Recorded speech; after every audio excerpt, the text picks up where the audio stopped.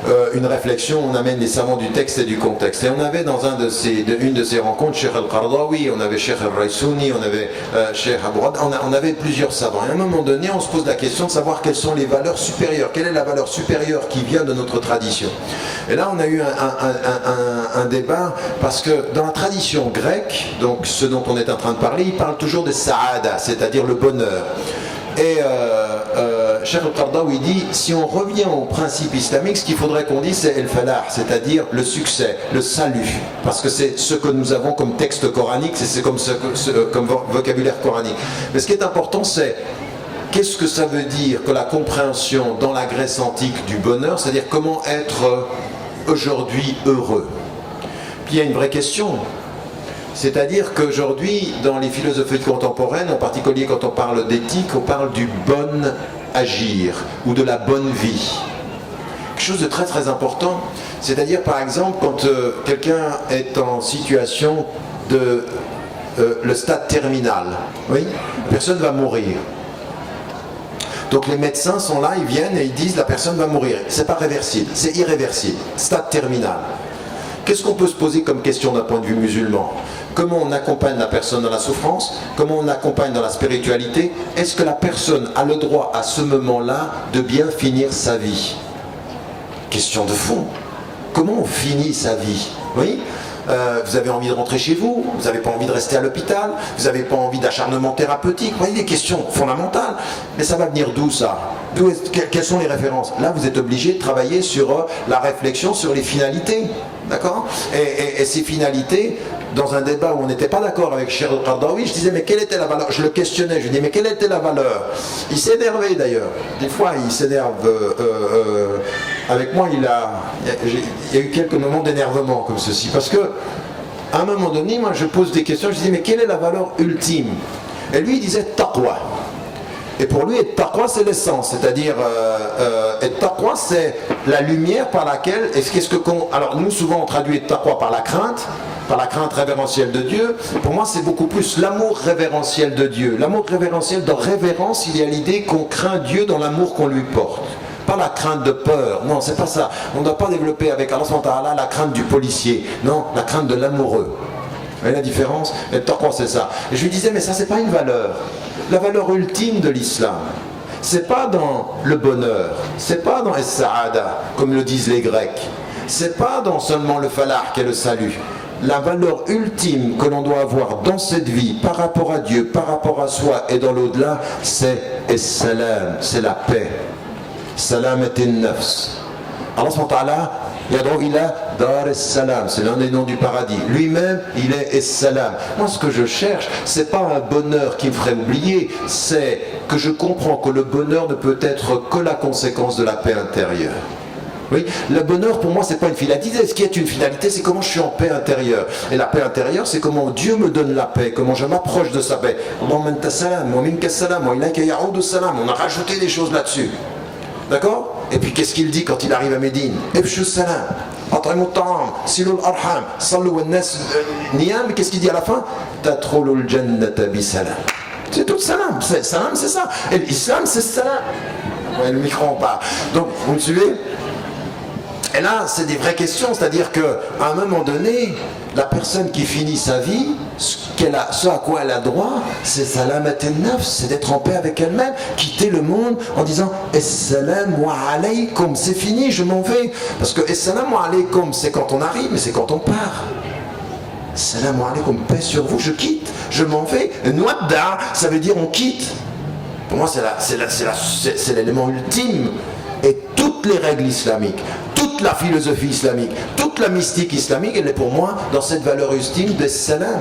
À tel point que j'ai changé ma façon de traduire islam.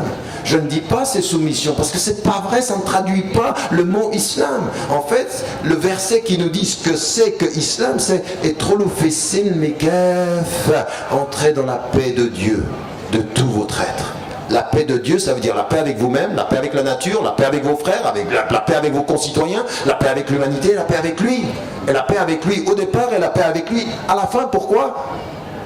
Inna lillahi wa inna ilayhi raji'un. Nous venons de lui et nous retournons à lui. De la paix nous sommes venus, à la paix nous retournons. Et entre deux, on n'est pas très en paix. Donc il faut la faire. Il faut la faire. Des fois, on a envie de dire à des gens, fais la paix avec toi-même, et puis tu viens après. Enfin, on doit tous se dire ça.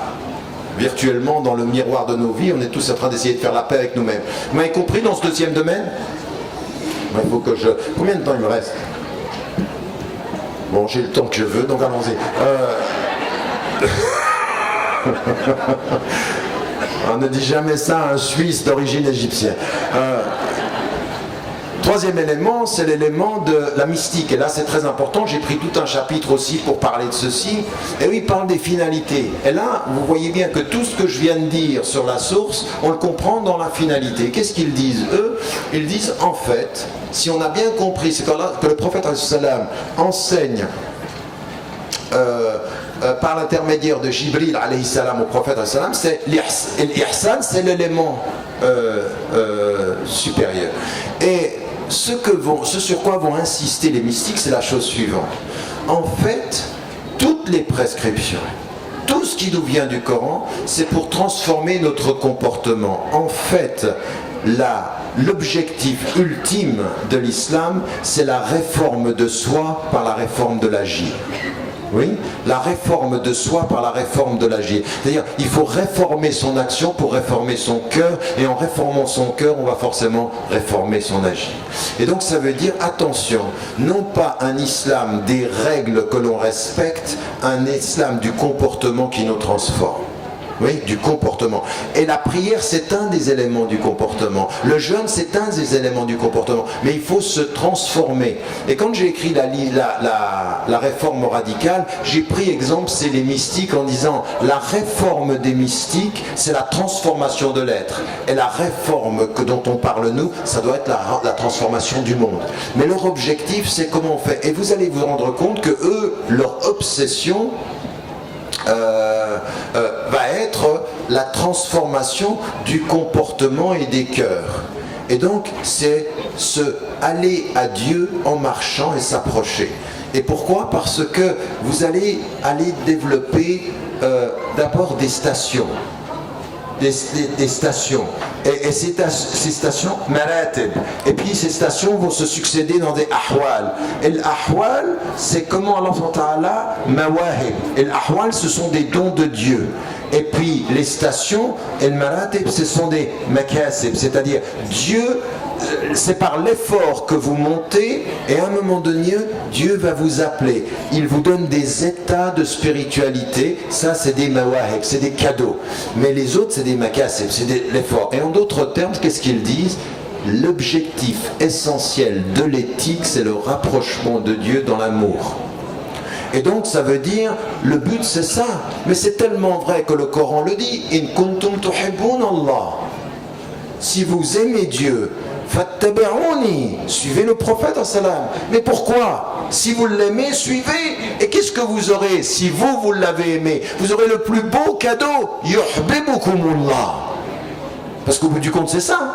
Dire, si quelqu'un vient vers vous et je te dis, je te déteste, tu dis, tant que Dieu m'aime dans ta détestation, ça me va.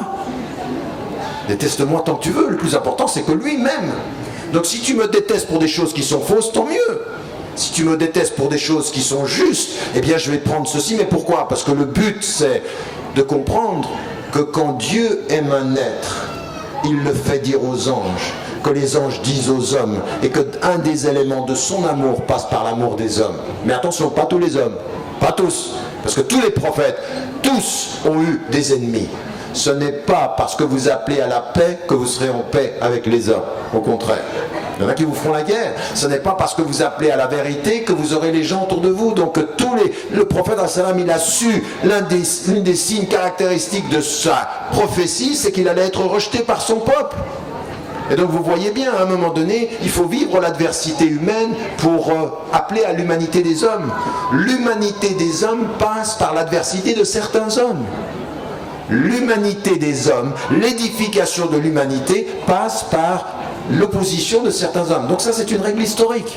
Historique, ça a toujours été le cas de tous les prophètes et de tous les sages dans l'histoire. Mais maintenant ce que je veux dire, c'est qu'eux ils se posent la question dans cette mystique. Et là vous voyez qu'ils vont développer des cercles.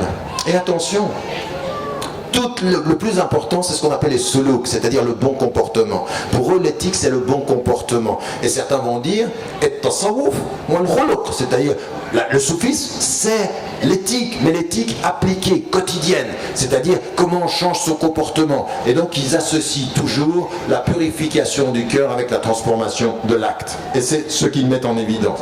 Et ils répondent à certains fuqaha en disant, vous en êtes arrivé à parler que de la forme, mais vous oubliez le fond. Et certains, aujourd'hui, on a l'impression qu'en islam, quand on entend des fuqaha, on ne parle pas beaucoup d'amour. Puis après, vous allez chez certains soufis, vous entendez parler que d'amour et plus de normes. Puis ensuite, vous allez chez les philosophes, vous parlez de grands systèmes, mais vous ne voyez rien. Donc on est dans une espèce d'explosion des savoirs. Là, on parle de tout, on ne fait rien. Là, on parle d'amour, mais on ne respecte plus grand-chose. Et là, on parle des règles, mais on n'a plus de sens, il n'y a plus de lumière. Donc ici, il manque du cœur. Là, il y a du cœur, il n'y a plus de forme. Et là, il y a de la pensée, mais il n'y a plus de forme et il n'y a plus de cœur. On fait comment? On dit on est divisé. On dit ça va pas. On dit c'est la crise. Et à un moment donné, il faut se réveiller, on se dit comment on fait. Et bien ma thèse fondamentale, c'est de dire que, à bien reposer la question de l'éthique, on inverse les choses. Je vais vous donner un exemple. Vous pensez, vous, que si vous venez avec le Coran, vous allez unir tous les musulmans. Mais moi je vais vous dire une chose. À un moment donné, vous posez le Coran, la seule chose sur laquelle on est tous d'accord, c'est que c'est la parole de Dieu et qui vient de Dieu. Dès que vous ouvrez le Coran et que vous commencez à l'interpréter, halas, c'est là, halas chez nous, quoi. C'est la division. Le texte ne nous unit que parce qu'il est la source, et dès qu'on parle de la source, on n'est pas en accord. Par contre, vous inversez la réalité. Vous venez maintenant aux finalités. Ce texte-là, sur lequel on ne va pas être d'accord sur l'interprétation, on doit essayer de réaliser quoi? Est-ce que vous êtes d'accord qu'il doit faire de nous des gens de justice, des gens qui purifient leur cœur, des gens qui servent l'humanité? Est-ce que nous sommes d'accord sur les finalités éthiques du texte? Oui. Vous prenez n'importe quel juriste, là de tout ce que je viens de vous dire, dans tout ce que je viens de vous dire, au-delà de la catégorisation des sciences, est-ce que vous êtes d'accord avec moi, avec ce que j'ai dit à un moment donné? Si l'islam n'a pas pour but de nous donner des règles qui transforment notre être, il y a un problème. Vous êtes d'accord? Eh bien, vous allez vous apercevoir que chiite ou sunnite, malikite, hanafite, hanbalite ou shafi'ite, dans l'autre sens, pour le respect de la chronologie, quelle que soit l'école juridique, nous sommes d'accord sur une chose, c'est que toutes ces règles-là, elles sont destinées à faire de nous des êtres humains qui l'aimions davantage, qui respections davantage ces règles et qui travaillons pour la justice, pour la dignité, pour la liberté. Oui ou non? Est-ce que là, quelles que soient nos écoles, nous ne sommes pas d'accord sur les buts? Est-ce que nous ne sommes pas d'accord sur le but que éthiquement, moralement, ce que tout ce texte est venu nous dire, c'est vous ne serez jamais respectable en tant qu'être humain si vous ne vous éduquez pas à respecter les principes de vie, respecter vos concitoyens, servir l'humanité, respecter la nature. Est-ce que nous ne sommes pas d'accord là-dessus? Eh oui. Et en fait, l'éthique, c'est la finalité par laquelle on peut essayer de remonter pour unir les sciences, pour les faire se parler. Ne pas essayer de les faire se parler à partir du Coran parce qu'il y a plusieurs interprétations, mais sur les finalités essentielles. Et en fait, les finalités essentielles, vous allez vous apercevoir qu'elles sont non seulement islamiques, mais qu'elles sont universelles. Quand vous entendez Allah subhanahu wa ta'ala nous dire nous avons donné la dignité. Alors moi je vais prendre la finalité, je vais remonter. Je veux un fiqh qui respecte la dignité humaine. C'est-à-dire que toute légalisation d'une attitude inhumaine ne peut pas être islamique. Raison pour laquelle, au nom de la finalité, s'il y en a un musulman qui vient vers moi et qui vient me dire que la torture est acceptable, je lui dis au nom des finalités, c'est non. Un musulman qui vient vers moi et me dire qu'un arabe vaut mieux qu'un noir ou un noir moins qu'un blanc, c'est non. Un qui réussisse à me dire qu'il est normal d'être antisémite, c'est non. Au nom de quoi? Des finalités sur lesquelles nous sommes d'accord, que l'islam a dit et a répété. Ça veut dire quelle que soit la couleur, quel que soit le genre, quelle que soit la religion, quelle que soit l'origine, ça ne se discute pas. Vous me suivez? Je passe par l'autre bout pour revenir en disant là on va être d'accord ou pas?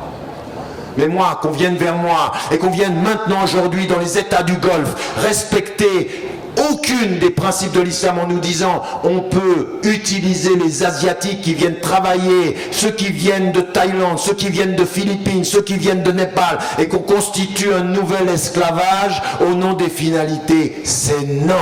Et n'importe quel cheikh, moufti, qu'il soit séoudien ou n'importe lequel qui justifierait ceci, ferait un islam de la forme légale, pas un islam des principes éternels qui sont les nôtres.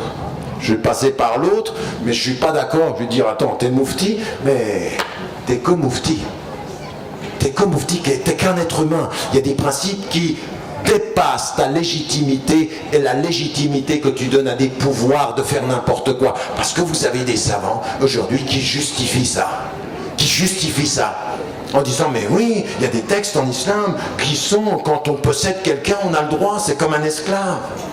Non. Donc vous voyez comment il faut inverser les choses. Sur les finalités éthiques, on développe une nouvelle approche révolutionnaire des sciences. On refuse la catégorisation des sciences historiques pour repositionner les sciences en disant les finalités spirituelles vont aussi nous poser des questions. C'est-à-dire qu'aujourd'hui, ce qu'il faut qu'on fasse, aussi même par rapport à notre pratique, moi je suis désolé, je vais passer par ce que disent tous les mystiques sur quel est le but, c'est la purification de l'être. Oui. Et là je reviens devant tous les musulmans, je vais dire écoutez, dans quelques semaines c'est le mois du Ramadan. Le mois du Ramadan il est destiné à quoi? Il est destiné à quoi? Kutiba alaykumus siyam, c'est-à-dire la prescription.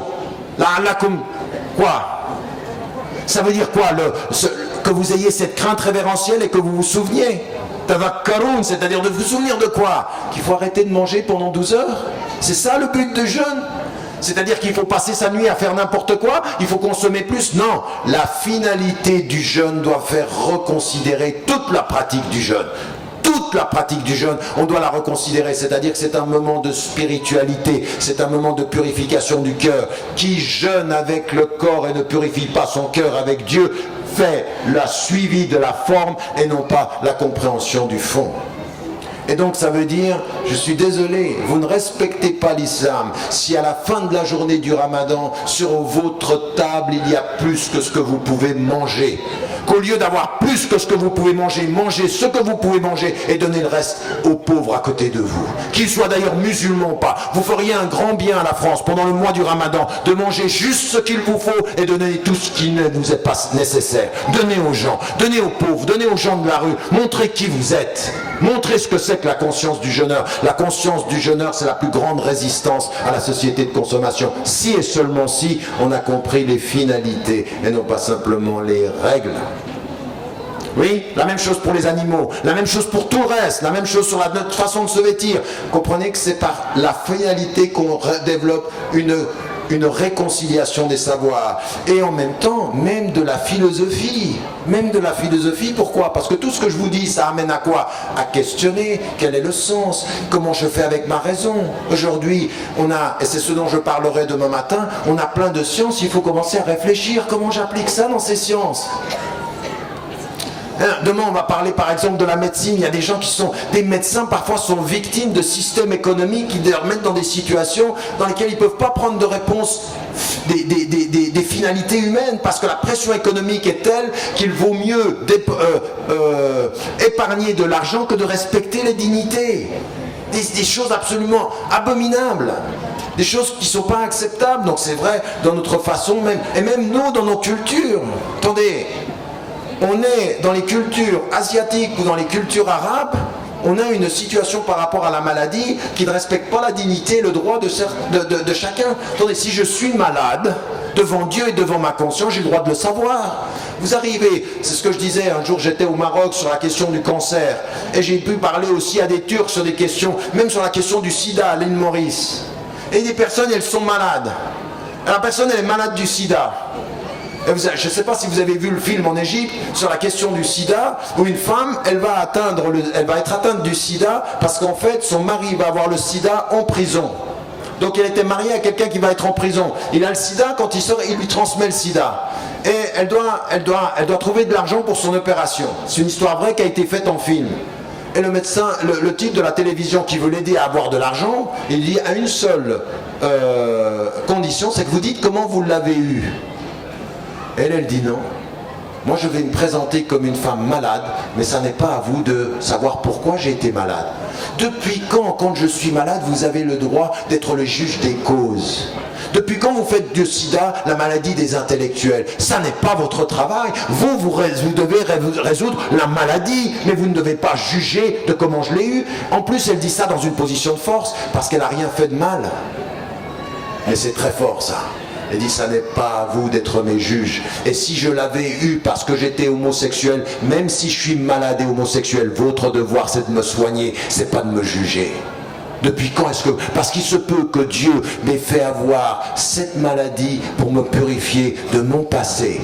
Vous êtes le juge de mon passé. Dieu est l'ami de mon présent.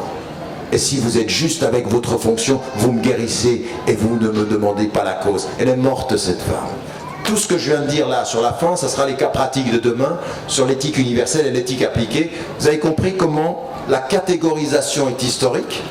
Elle vient d'un processus historique et comment nous aujourd'hui, à continuer à séparer, nous perdons le sens, nous perdons la lumière, nous perdons l'origine et qu'il faut réconcilier ceci par rapport aux finalités éthiques de notre comportement. C'est clair? Alhamdulillah, je crois que la parole est à vous. J'ai presque pris tout le temps là, non? Il n'y a plus de questions? السلام عليك يا رسول الله السلام عليك حبيبي يا نبي الله السلام عليك يا رسول الله السلام عليك حبيبي يا نبي